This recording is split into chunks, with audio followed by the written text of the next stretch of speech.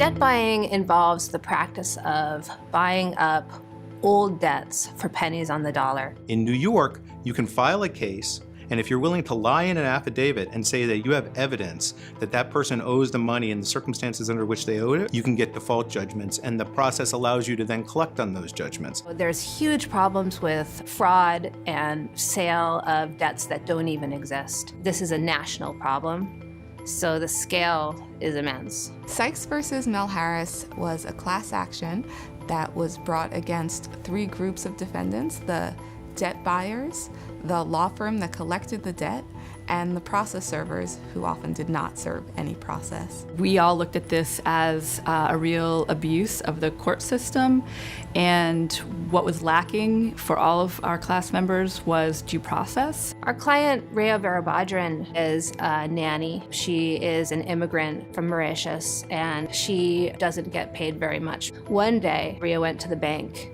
and she wasn't able to get access to her bank account. It had been frozen by a debt collection law firm, Mel Harris, which is one of the defendants in our case. They said that she owed money on a credit card. She had never been served with any kind of notice, and she was not able to have access to her money for months. This was actually the second time that she had been sued over the same bogus debt. I think they said it was a Sears card that she had never had. The case was brought by 3 different law offices and was fought very extensively over a period of about 8 years. And what we managed in the end was to get a settlement for $60 million.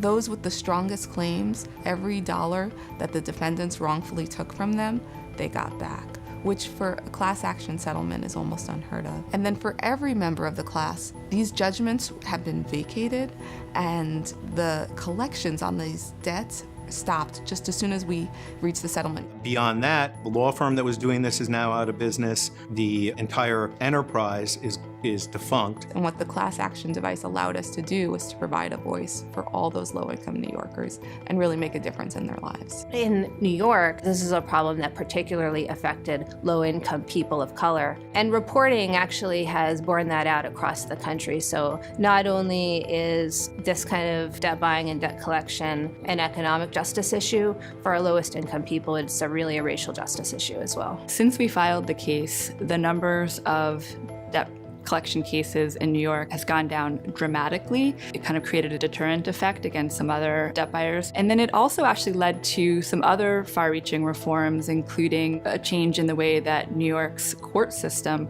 operates with regard to applications for default judgments in consumer debt cases. We're all very confident that this has had and will continue to have a major deterrent effect, particularly in New York.